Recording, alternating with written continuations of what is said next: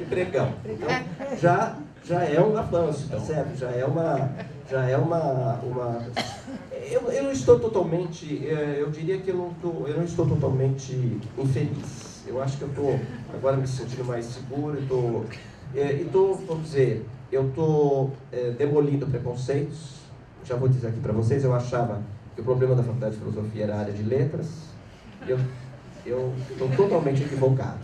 A área de letras tem sido muito cooperativa, eu estou conhecendo pessoas absolutamente fantásticas, que vêm conversar, que vêm... Agora, tem outras áreas que são muito... As áreas de ciências sociais também não tem nenhum problema, tá? Mas as outras áreas, tem outras áreas que me dão uma dor de cabeça. Agora, o mais interessante... A história e geografia não é fácil. Além do que, quem conhece aqui sabe que tem um prédio lá, que é um prédio, ele não é tombado ainda, mas ele é um patrimônio, é um prédio totalmente aberto, ele é uma tribuna, na verdade, livre, e não há o que fazer, e sistematicamente, todo final de semana, nós temos de 2 a 3 mil pessoas vendendo cerveja, tomando cerveja. Olha, sexo, drogas e rock and roll é coisa da minha geração, portanto, que a geração atual faz isso à 10ª potência, tá certo? E eu... formalmente proíbo as festas, porque não posso dar anuência a isso. Mas os alunos já disseram que é ótimo que eu faça isso, porque a festa fica mais excitante. A festa proibida é mais... Então, é difícil, é um pouco isso. Quer dizer, o diálogo interno não é muito fácil. Nós estamos vivendo um momento de confrontação de forças e é difícil encontrar o elemento de interrupção. Quer dizer, conversar com o aluno hoje não está muito fácil. E fora que tem colegas que não colaboram. A compensação tem colegas maravilhosos. Vou só, para terminar essa rodada aqui, eu tenho uma professora que é estudiosa de Cervantes. Ela publicou, ela é uma ótima pessoa, Maria Augusta, uma pessoa maravilhosa. Outro dia ela chegou e me perguntou, como é que estão as coisas? Eu falei assim, tá que nem Dom Quixote, cada dia é um moinho. Aí ela virou assim para mim assim, mas tem encantamento? Eu falei, não. Ela falou assim, então não é Dom Quixote. Então tem isso, tem um lado bom, que eu acho que está sendo agradável, né? Eu descobri, por exemplo, que tem muitas pessoas fazendo projetos incríveis e não tem visibilidade. Tem pessoas, por exemplo, na área de geografia, fazendo projetos de remanejamento florestal, de uma complexidade, e não tem visibilidade. Então, quando eu vi o projeto de remanejamento, eu falei, gente, mas isso aqui é coisa de, sabe, coisa de fôlego. É feita por uma professora, com seu grupo de alunos, e feita com uma competência enorme. Então, a mesma área de letras tem a minha área querida lá do centro não me dá, de vez em quando tem que conversar assim, olha, estou esperando tal coisa, etc., mas não me dá. Eu acho o seguinte, tem alguma coisa que me aborrece muito, que é a gestão cotidiana, né? E a política de baixa extração. Mas o Foucault já disse que a política se faz de baixa extração também, então tem que aprender um pouco nisso. Agora, o que é bom é o diálogo, é o conhecimento, algumas atividades, tem muitos seminários, então eu estou vendo muita criação, né? Agora, juntar tudo isso num projeto, não sei se é um projeto, mas é alguma coisa um pouco mais orgânica, é o que eu esperava fazer. Ainda tem mais 3 anos pela frente, quem sabe ainda tenha tempo. Sérgio, posso fazer uma pergunta? Sim. Gostava que você contasse Okay, uma história de sucesso, de recepção de um estudo seu socialmente, digamos assim, e uma história de insucesso, de recepção de um estudo seu ou do NEF, né? Não é muito fácil responder. Olha, eu vou dizer um que é de... vou contar um engraçado, mas eu conto mais sério. Mas um engraçado é que eu estava fazendo um estudo sobre tribunal de júri, que acabou resultando naquela publicação sobre o racismo nos tribunais de justiça. E eu estava fazendo aquele estudo e estava publicando uma parte dos resultados. Um dia eu recebo uma carta de um juiz de Maringá. Quando eu peguei essa carta lá no meu escaninho na faculdade, falei, pronto, eu já estou preso, estou sendo intimado, alguma coisa aconteceu. Aí eu abri a carta e o juiz dizendo que tinha ficado muito sensibilizado com o artigo, etc., e ele estava me mandando a sentença que ele tinha dado no caso, absolvendo um réu, baseada naquele estudo. Então eu falei assim, não sei se se foi por bem ou por mal, mas pelo menos algum impacto teve. Né? Mas eu acho, por exemplo, que o Núcleo fez algumas coisas muito boas. Eu acho que a gente contribuiu junto com outros centros de pesquisa, não acho que é só o Núcleo, acho que há muitos outros centros de pesquisa, mas a gente contribuiu para abrir um diálogo com a polícia. Eu acho que hoje tem uma geração diferente, acho que a polícia continua violenta, mas eles têm vergonha. Antigamente não tinha, esse era o problema. Eles faziam que se achavam absolutamente autorizados e legitimados.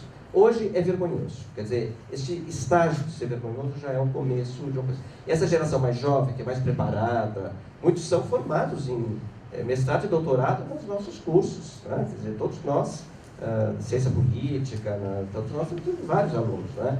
Então, isso dá uma dimensão completamente diferente. Né? Agora, há também uma frustração, porque algumas coisas, você tem, vamos dizer, você tem pesquisa mostrando resultados assim, não avança. Então, por exemplo, vou dar um exemplo para vocês. Problema da segurança na USP. Tá? Tem uma superintendência de segurança, eles se apresentam como muito abertos, mas a concepção deles é uma concepção de lei e ordem. Tá?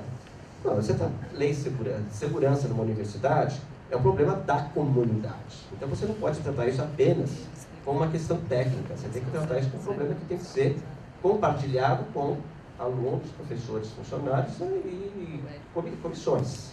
Né? Eu fui chamado para colaborar, etc. Eu disse, o que eu posso colaborar? Nós podemos ver o que se faz em termos de segurança no mundo. Podemos apresentar. Fizemos isso, de fato. Nossos pesquisadores fizeram um trabalho muito bom. Tá certo? Viram como é que é em Harvard, em Colômbia, na Inglaterra, na América Latina. Fizeram um estudo, está publicado, esse estudo está publicado. É um estudo que eu acho que é uma excelente contribuição de um núcleo para a universidade. Que impacto isso teve? Zero. Zero. Eles continuam achando que nós não entendemos. Quer dizer, eu não estou dizendo para eles o que eles têm, eu estou dando uma contribuição, dizendo, olha, o leque de possibilidades de intervenção. Tá certo? Você tem vários, por exemplo, em Chicago você usa a força privada, em outra você usa a força local, você tem várias combinações. Agora, o que se esperava é que isso tocasse os planejadores, a ponto de dizer, bom, vamos chamar pessoas, vamos fazer uma visita para ver como é que funciona lá. Não aconteceu nada. Então tem essa frustração é muito grande, e sobretudo quando há muita violência da polícia, a gente acha que avançou menos do que a gente imaginava.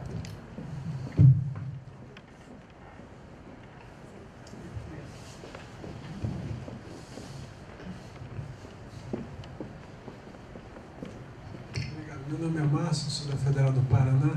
Eu queria que você falasse um pouquinho, Sérgio, do Socialização Incompleta e do momento em que Durkheim chegou, você chegou a Durkheim, como você qualifica esse autor da sua obra? Bom, eu há muitos anos atrás, eu estava fazendo uma pesquisa, durante muito tempo eu fiz pesquisa nas prisões. Né? Fernando, a Camila, que estou vendo aqui, e outros que trabalham aqui, hoje eu acho que as prisões mudaram de uma tal maneira que eu não tenho a mesma segurança para entrar nos presídios como eu tinha no passado.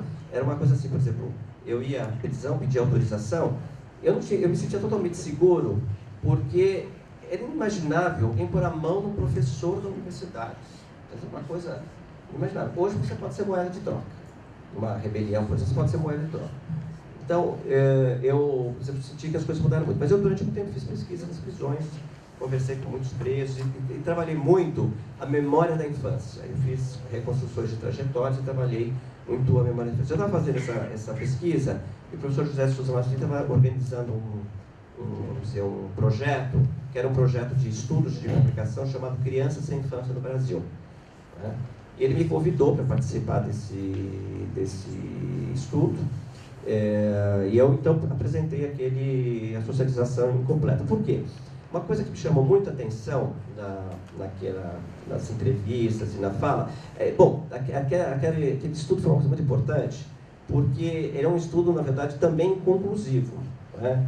Porque ele demolia todos os arquétipos que a gente tinha a respeito de crianças envolvidas com o mundo do crime, mas, em compensação, não conseguia me dar resposta, dissesse, não é isso, mas é isso. Então, por exemplo, a tal história da pobreza e da desorganização social como explicação para a delinquência juvenil. Não é? Isso não se comprovava. Por exemplo, eu peguei uma família de evangélicos, eram 7 filhos. 6 filhos totalmente enquadrados, etc. O 7º derivou, usei o conceito de derivação para delinquência. Derivou para delinquência. Só que ele derivava para delinquência de uma maneira muito interessante. Ele alternava trabalho com delinquência. Tinha uma hora que ele estava no trabalho, tinha hora de sair do trabalho e ia para a delinquência. Ele voltar da delinquência no trabalho. E tinha, o que a gente poderia dizer, um nomos. Quer dizer, ele ordenava isso, uma coisa de vida. Né? E, claro, entrava, saía da prisão, e daí aprendia a negociar, porque isso é uma coisa que eu aprendi muito bem. Essas entradas e saídas, a tal da reincidência, é uma fabricação do sistema. Certo? Por quê? Porque os cidadãos que se tornam reincidentes são aqueles que conseguem aprender a lidar com a porta de entrada e a porta de saída. Né? Quer dizer, tem toda uma lógica de negociar. Tem horas que você precisa estar lá dentro, porque fora é inseguro, você pode ser morto, etc.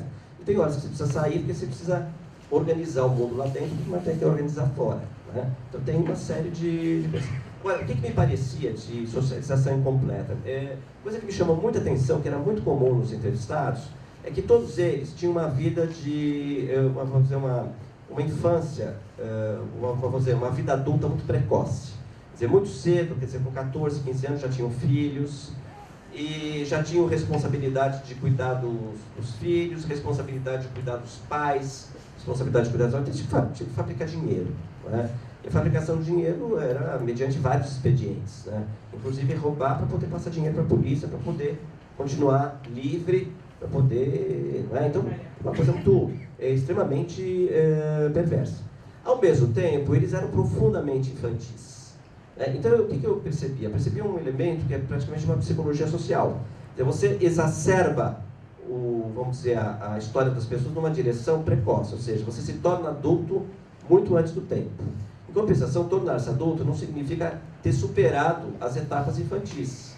Né? E aí o que acontece? O tempo todo você fica, exacerba de um lado a vida adulta e exacerba do outro lado a vida infantil. Então vira esse mix, né? Que você pode muitas vezes agredir o outro como se você fosse uma criança aprendendo a ser socializado e educado. Isso que eu chamei de socialização incompleta. Né? Então era essa coisa. O Durkheim, eu acho que está na minha formação clássica. Eu nunca, quando nós aprendemos, Helena, acho que os colegas precisam aprender, nós aprendíamos a ordem